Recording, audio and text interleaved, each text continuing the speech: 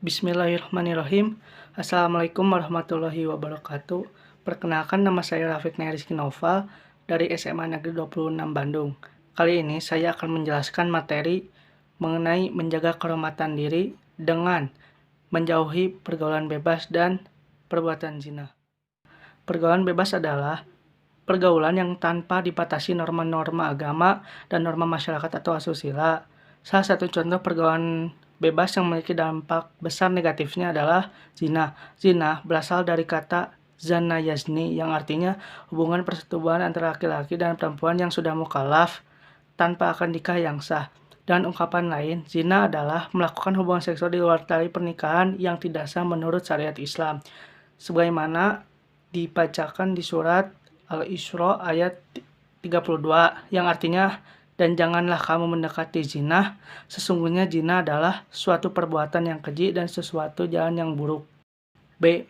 Macam-macam zina. Yang pertama, zina muhsan. Zina muhsan adalah zina yang dilakukan oleh seseorang yang telah memiliki suami ataupun istri, dalam artinya selingkuh. Artinya seseorang yang telah menikah atau memiliki suami atau istri namun tidak menjaga diri dari orang lain yang bukan pasangan sahnya. Yang kedua, zina gaisru muhsan. Zina gaisru muhsan adalah zina yang dilakukan oleh mereka yang belum sah atau belum pernah menikah. Contohnya adalah mereka yang sedang menjalin hubungan sebelum menikah atau berpacaran namun melakukan perbuatan zina.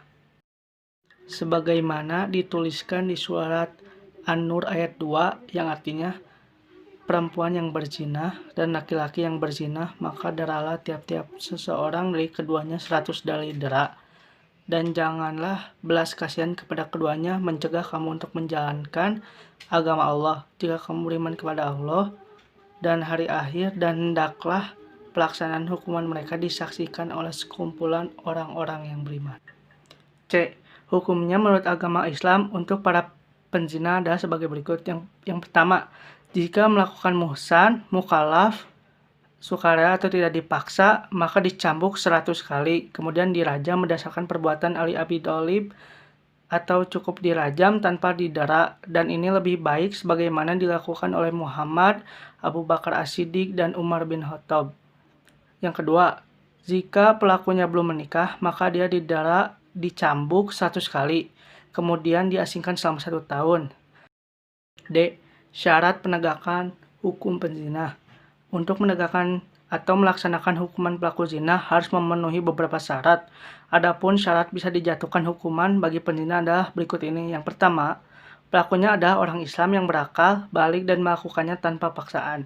Yang kedua, penzinaannya benar-benar terbukti dengan pelaku mengakui perbuatan zinanya dalam kondisi normal dan kesaksian 4 orang saksi yang adil bahwa mereka melihat pelaku melakukan proses perzinahan itu.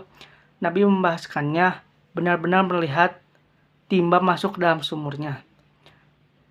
Yang ketiga, terlihatnya kehamilan pada wanita dan ketika ditanya dia tidak mampu mendatangkan bukti yang dapat menggugurkan hukuman dirinya, misal hamil karena diperkosa, maka perkosaan itu bisa mendatangkan keraguan sehingga tidak dapat dijatuhi hukuman. Yang ketiga, pelaku tidak menarik kembali pengakuannya bahwa ia telah berzina. E. Dampak buruk dari pergaulan bebas dan zina. Yang pertama, mendapat murka dari Allah Subhanahu wa Ta'ala. Yang kedua, dijauhi dan dikucilkan oleh masyarakat. Yang ketiga, nasab menjadi tidak jelas. Yang keempat, anak hasil zina tidak bisa dinasabkan kepada bapaknya. Yang kelima, anak hasil zina tidak berhak mendapat warisan. Yang keenam, mengakibatkan kefakiran. Yang ketujuh, mengurangi umur. Yang kedelapan, hisab yang jelek. Yang kesembilan, siksaan di neraka. Dan yang kesepuluh, menghilangkan wibawa. Dan terakhir ada F. Hikmah diharamkannya pergaulan bebas dan zina. Yang pertama, menjaga kehormatan perempuan agar tidak dijadikan barang yang diperjualbelikan, karena Islam datang untuk memuliakan manusia, baik laki-laki dan perempuan. Yang kedua, mencegah percampuran nasab, karena dengan dibolehkan zina berarti memasukkan anak yang bukan dari benihnya ke dalam keluarga yang nantinya akan mewarisi, bukan anaknya, dan memperlakukannya sebagai mahram padahal bukan mahramnya. Yang ketiga, mencegah banyaknya anak yang ditelantarkan orang tua akibat malu anaknya lahir dari hasil perzinahan, dan melindungi bayi-bayi yang dibunuh ibunya sendiri ketika masih dalam kandungan atau aborsi. Yang keempat, menjaga keutuhan dan ketentraman dalam rumah tangga.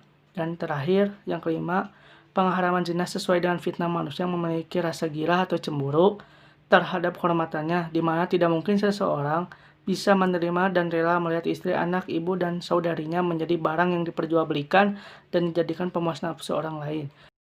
Sekian dari saya, wabillahi taufik wal hidayah, wassalamualaikum warahmatullahi wabarakatuh.